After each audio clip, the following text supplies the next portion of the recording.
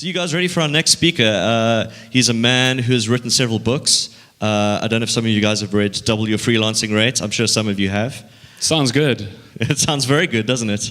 And he's a former CTO of a large agency, and he's here today to talk to us about quick wins that will make your store more valuable.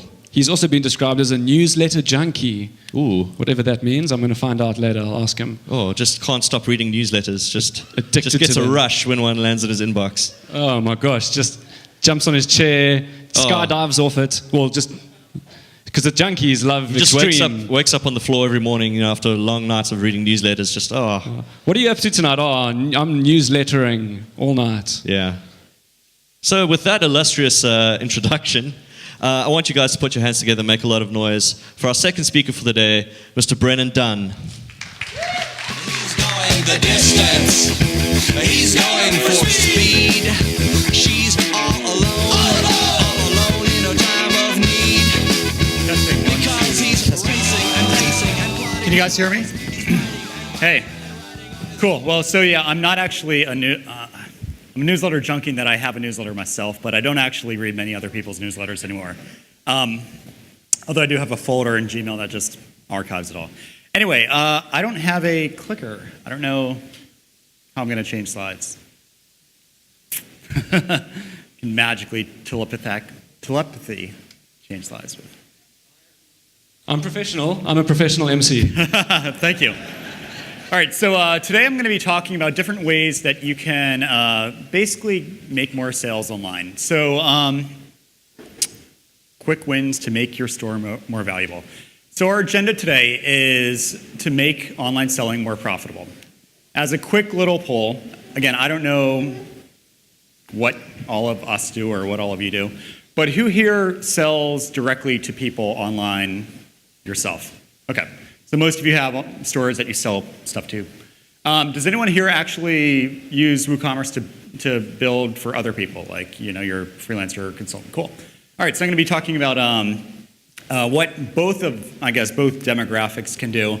I'm actually in both camps. So I sell online. I sell a lot of courses, books, software. I'm going to be talking about a lot of the things that I've done personally to help increase profit. But I've also run an agency. I used to build stuff like this, but for other people.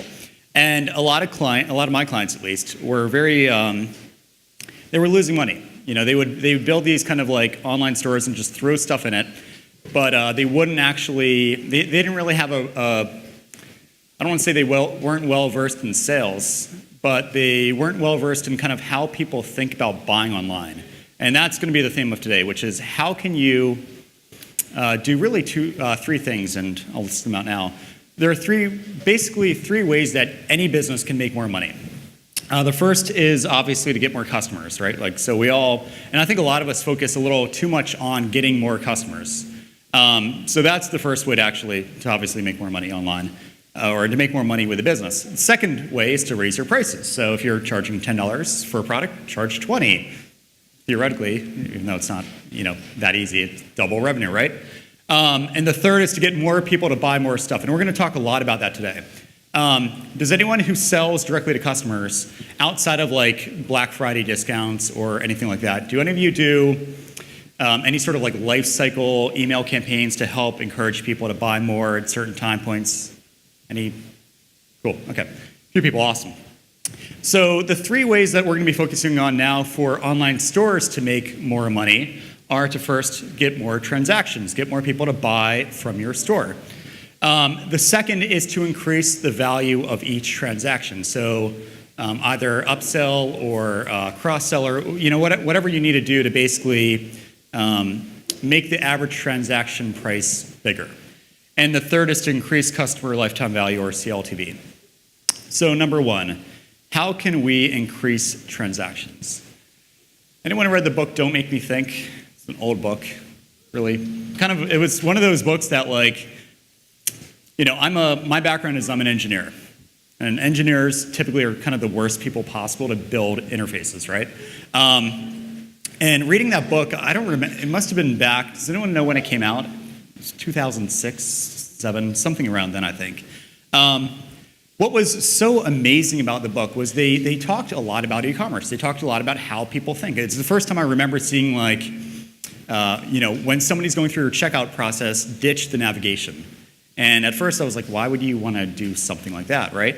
But once they started to kind of outline the psychology and the reasons for doing these sort of things where you're either hiding navigation selectively or kind of front-loading the more important, the more valuable stuff to your homepage, and like all this different UI, UX stuff, me as an engineer, I was like, oh, okay, this is interesting, because I'm not just thinking, whenever I used to build stores back 10, 15 years ago, I would do a lot of like the typical, grab everything in the database, spit it out on a page, sort it alphabetically, and that'd be it. I didn't really think about like why did people buy, why didn't they buy, and things like that. So as I started to grow my agency, and as we started getting clients, we had some bigger clients that kind of had more demands than some of our smaller clients. But I started to learn that a lot of people who sell online were really losing out. I had one client in particular who laid off his staff every winter. He builds cushions, and his sales happen in the spring and the summer. So fall and winter come around, and he just kind of shuts down his company and starts again the next year. And I remember telling him, I'm like, you could like email people in the wintertime and say, give them a discount and keep your business afloat. But it was just funny just knowing how few people, I think, really think about their customers and their needs. So one of the big things that I took away from that book early on was the idea of who is the ideal customer of a given storefront. And I know for a lot of us, it's kind of hard to define. You might sell a lot of things, and it's kind of like, I've got some people who want this, and then some people who want that, and you can't really have like that ideal person. However, I think the overwhelming majority of us can really define who our ideal customer is. And it doesn't mean who our most popular customer is. It doesn't need to be that. It really means who do we want buying from us. So I sell, I sell 2 courses, software product, and I also have a membership. I've got a lot of stuff. But for me, whenever I sell anything now, the first thing I do before I even come up with a product is I define who do I want to buy this, or who's going to be buying this? Who do I want to buy what I'm working on? And the way I do that is to first identify, most importantly, what does that person need? Not what do they need when it comes to a product, but what do they need the product to do for them? So, I think a lot of us kind of take this kind of featureitis kind of obsession of like, what defines our product? How do we pitch that when we sell the product and everything else? And we lose out on kind of the psychological advantage we can get in selling. And I think all of us know how much emotion and psychology is involved with selling. Go to, turn on TV in the middle of the night and you'll see these infomercials where people who are really good at this kind of stuff are using kind of like human nature, not against, well, maybe sometimes against, but they're using human nature to help drive sales of their product. So what I do is when I figure out what somebody needs, I basically want to understand what does the customer need and how can I help them understand that I know what they need. So case in point, I had a client here a few months back actually who he sells, he's got a product called WordPress Directory Plugin. I don't know if any of you have seen that. Or Business Directory Plugin, I think it's called. And he hired me because he kind of did what most of us did. He just had a grid of products. And in this grid was a bundle, 2 bundles actually, a single site and a multi-site license that included a few different of these components. And he was showing me the sales figures.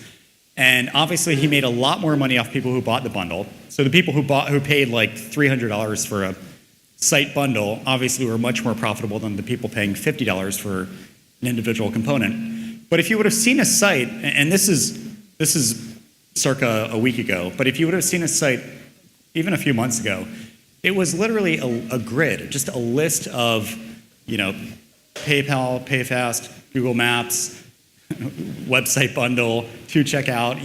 It was just kind of buried in there. And what I ended up having him do, and it looks cheesy, but we did a lot of split testing. And this one, we just stuck right above that grid. Hey, if you want all of this at a discount, if you need this, and this at a discount, we have a combo pack.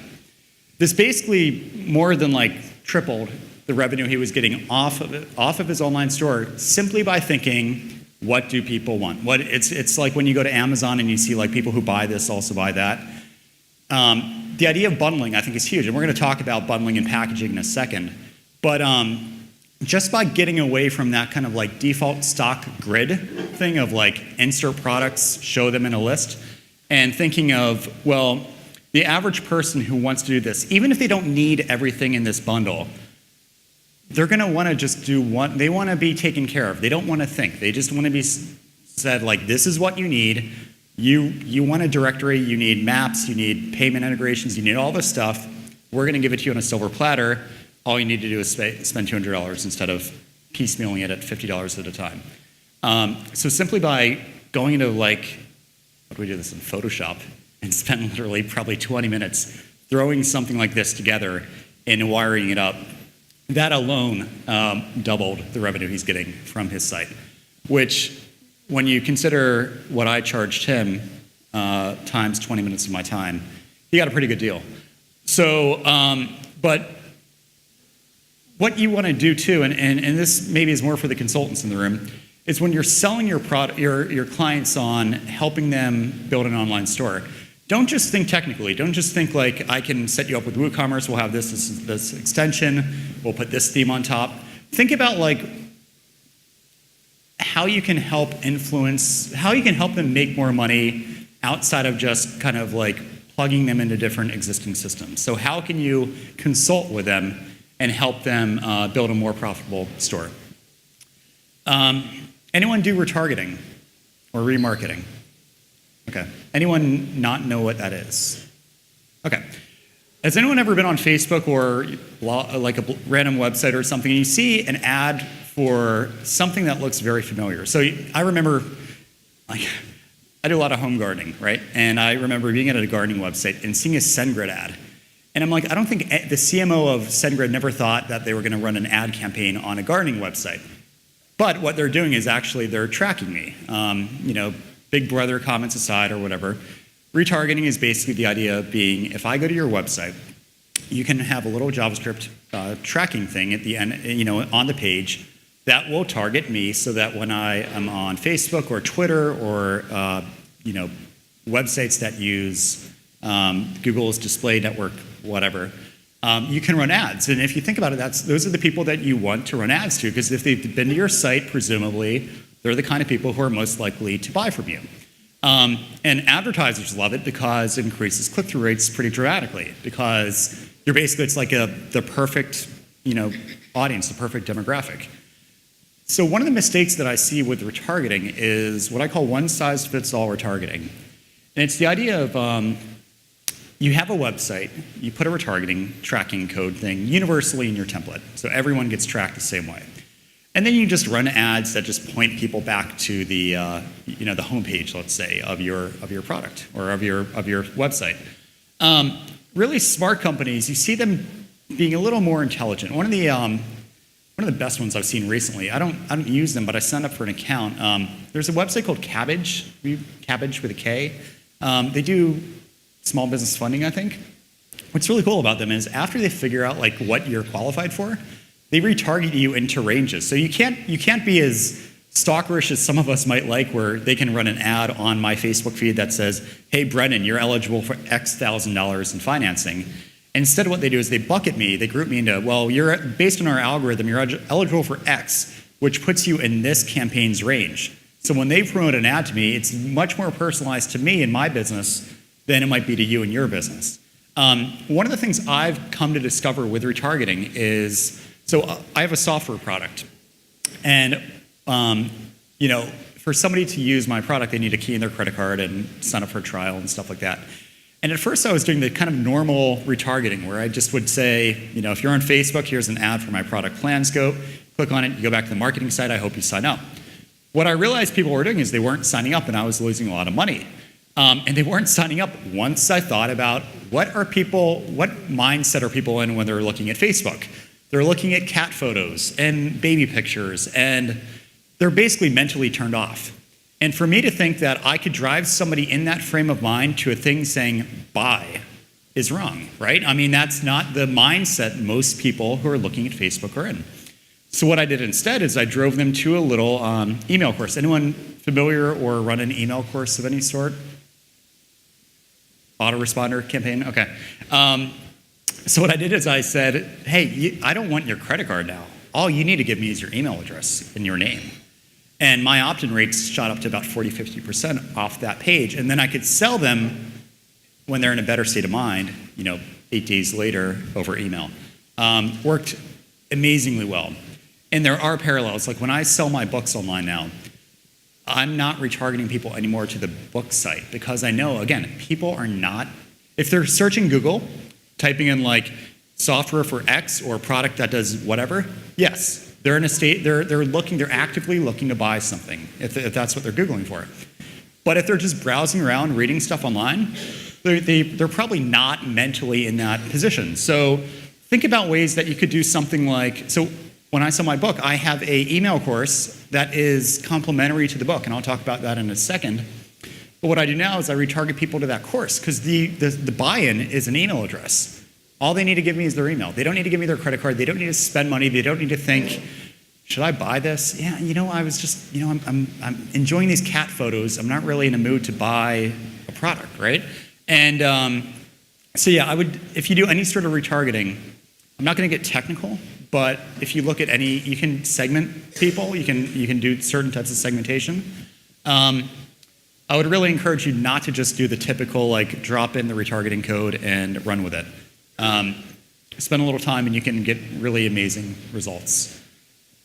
Okay, so give something away for free, and that's the idea of not everyone is ready at first blush to buy from you, especially if you're selling higher non-impulse buys. If you're selling like hats or something, right? Like there's a little risk of failure. But if you're selling something, especially if it's an information product, that there's a lot of risk to the buyer. Maybe, it's the whole idea of like you could have an unlimited AdWords budget, but if you were just driving people to a sales site that was wanting thousands of dollars from them, it's not going to happen. People they don't trust you, right? So one of the things that I do is I give a lot away for free in the form of things that scale, like autoresponder email courses or downloadable content or things like that, which is straight out of companies like Costco's playbook, right? Like, so Costco. This is actually, there was an article recently, I think it might have been in the New York Times, but they basically had this chart of like, how many people who bought certain types of products had a sample first versus not having a sample first. And you can see for something like frozen pizza, just about everyone who bought frozen pizza at Costco sampled it first. But you can, like, there's so much power, I think, in giving, and it's harder. If you're doing traditional, like, buying stuff online that gets shipped to you, there's not a direct parallel, unfortunately. But I think there are things that you can do, depending on what you sell, that will allow you to find a way to, at scale, give something away for free. All right, so let's talk about increasing sale totals or increasing the average transaction size per sale. So, packaging. Nathan Barry will be giving a good talk at the end of today on packaging. I got a lot of what I know about packaging from him. But it's the idea of bundling. It's the idea of, like what I just referenced, that client of mine who we said, let's take the thinking away and let people kind of tell people what they need, given what the average buyer from us wants.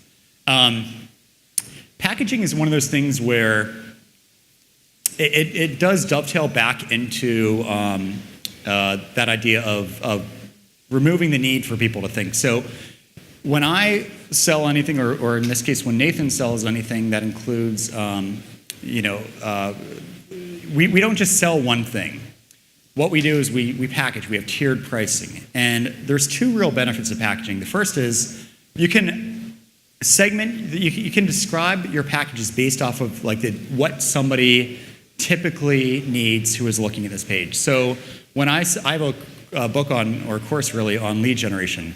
And the tiers that I set up are focused on where somebody is in their business. If somebody is a hobbyist or is a do-it-yourselfer who just wants the info and they take the info and they implement it themselves, that's the cheapest option, but it's also the most limited option.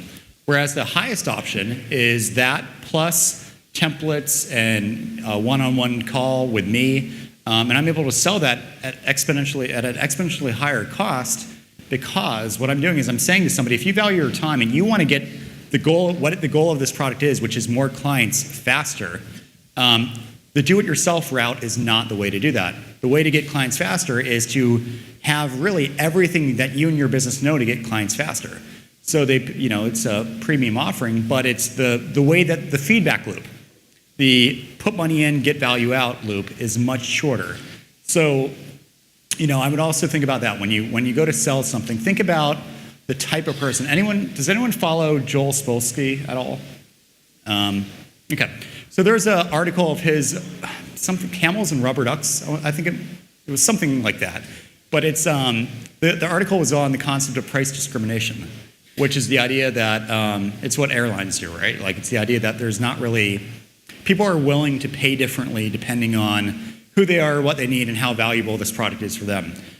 For a business traveler who has an important meeting with a potential client that could make them $1 million, they're willing to spend a lot of money versus me with my 2 kids and my wife who were looking to go on vacation. I'm not going to spend thousands of dollars for a last-minute ticket like the business traveler would. So it's the idea that if you can understand who buys from you, and you can understand how to position your products in such a way that you can bundle them, that the bundles and the price points for those bundles reflect the needs of the buyer, can really go a long way. Nathan will give you a lot of details later on revenue-wise how monumental packaging can be.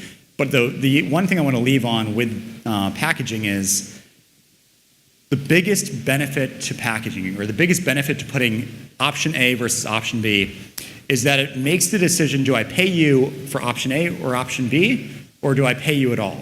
So if you just have one price, one product, whatever, people need to think, do I buy or not buy? Whereas if you have multiple options, if you have one product represented in multiple ways, the idea is then, do I pay a little bit or do I pay more? And you definitely want to be in that latter camp when selling. Price anchoring. So does anyone price anchor or understand the idea of price anchoring and online? Cool.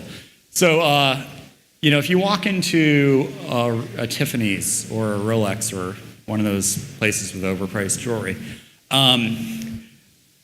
if you saw an $800 watch up against an $8,000 watch, that $800 watch is going to look pretty cheap, right? Like, that's going to look like the cheap economic option. But if you saw that $800 watch in isolation, or if you saw that $800 watch on the watch rack at Walmart, it's going to look like a really, way too expensive.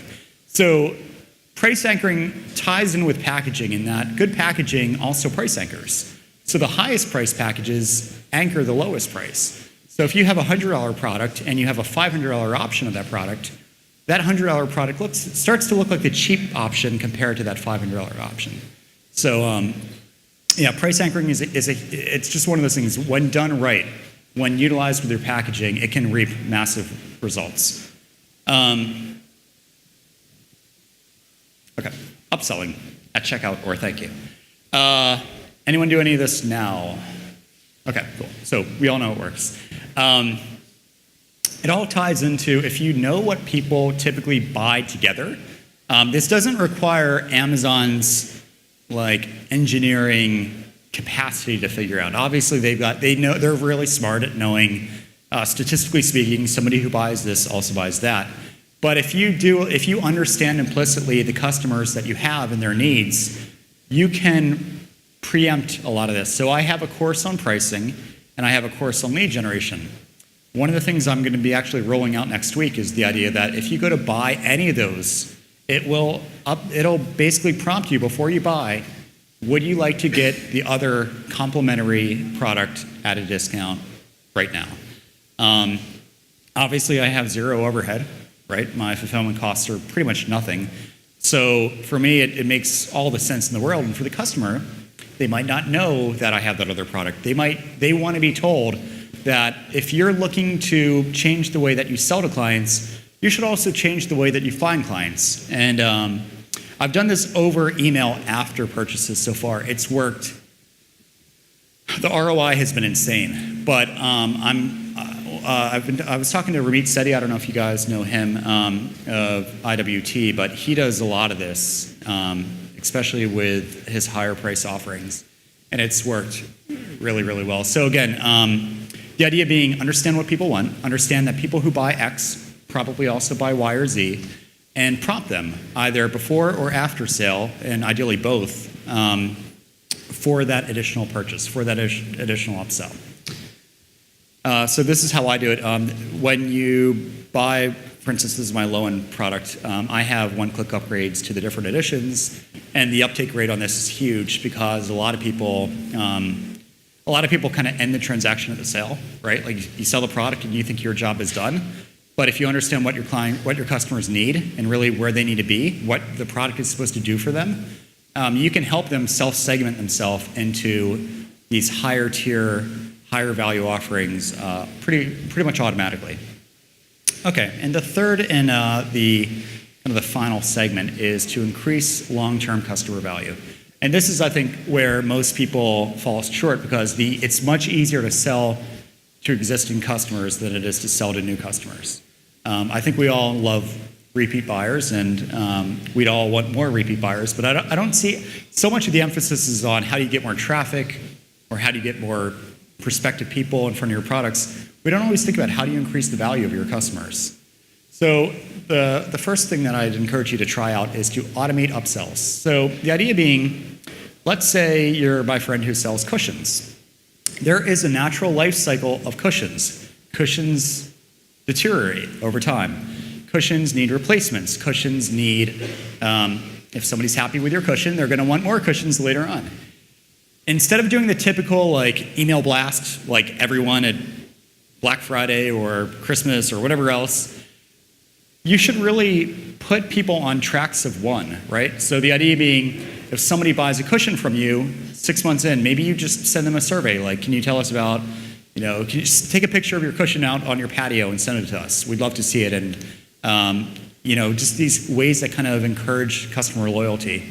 But on top of that, you can know, I know a year from now, they're probably going to need a replacement. So why expect them? Why assume that they're going to know, well, I should come back a year from now and buy again? People they're not thinking about you that way. So if you can use something like, any number of different email marketing products, MailChimp, Aweber, ConvertKit, Infusionsoft, they all do this. The idea being when a certain thing, a trigger occurs, automatically follow up at certain time points and try to upsell or condition or solicit feedback or whatever else. When somebody buys one of my courses now, I don't just deliver. It's not just like buy it and they get it and it's done. And unfortunately, a lot of people, that's how they work. You buy something and you get it and that's it. Sorry, it's a bit of a weird feedback thing I'm getting. What I do differently is I will automatically condition and survey and upsell people over time. And I've made my email marketing my glue so that my products are automatically cross-sold and upselled, in a set it once and forget it fashion for me. I don't do a lot of manual, seasonal whatevers or whatnot. I do it all pretty much based on when somebody bought and what I know somebody is statistically likely to be needing or thinking at a certain point in time. Also go beyond seasonal discounts. So I think we probably all do, hey, Black Friday, get 20% off, Christmas, all these different kind of normal retail, e-commerce, whatever, discount periods. I would really think beyond that. Again, I would think in terms of where somebody is as a customer of yours, just like what we talked about. Understand what people need at certain times and take advantage of that. By all means, continue if it's doing well, doing the Black Friday discounts or the holiday discounts or whatever else. But I would really just try to understand as much as you can what people need from you and your business and how you can preempt that. Don't assume. The worst thing I think we all do is we assume that people are on the same wavelength as we are. We assume that our customers are as passionate about our products as we are, and they're not. So you need to kind of remove the assumption that people know and know what they should be doing next, or know when they should be buying again, or know when they should come and visit your store again, or whatever else. And remove as much of those assumptions as possible. One of the best things you can do is, as I was introed, I guess I'm a newsletter junkie.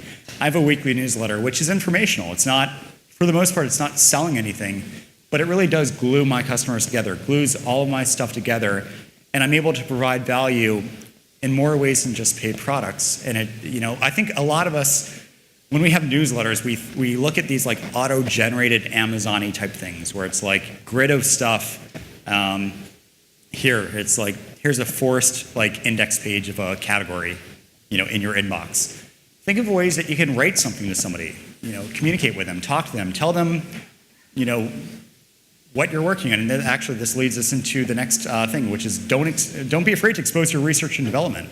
When I create new products, I kind of treat my list as almost like, how Kickstarter, the idea is you kind of develop in the open, right? Like you have this idea and you kind of show people in the open your development of it over time. I do this with my customer base when I'm creating a new product, which I'm actually working on right now. I'm not afraid to, I don't go away into my cave and like wait a while and then come back out with a product. I realize that my customers are as much of a part of that product as I am. So through my email marketing, through my newsletters and everything else, I'm pretty open with my customer base about what I'm working on, and I want them to be a part of that because that'll help me make sure I build the right product for them. So again, like if you're, let's say, my best example, I guess, with the offline physical product world would be the cushion example I keep bringing out. But if you're working on, like if he would be working on a new line of cushions or a new different swatch sets or different materials or whatever, why not keep that in the open? Like talk to your customers about what you're thinking, what you're working on, get their feedback, do surveys. There's so many things you can do. I do a lot of webinars to my audience, and it's worked really well for me to learn kind of synchronously in real time what people are looking for, what their needs are, and so on. So yeah, there are so many things you can do. We didn't cover everything that there's A/B testing, there's whole page testing. I mean, there's all these different things you can be doing that can generate 2x, 3x improvements in sales if you just do them. I would just encourage you not to just do the plug in all your products into a database, throw them up on a grid, and letting people just like make it like an all-you-can-eat buffet. Like omakase, right? Like tasting menu. Make it so you are the one prescribing based on who you want as customers, based on who really is your customers. Prescribe to them. Show them what they should be doing. Show them what's best for them and their interests. And it will go a long way both in loyalty and also in revenue. So thank you. That's my name. That's my Twitter. And that's my site. Thank you.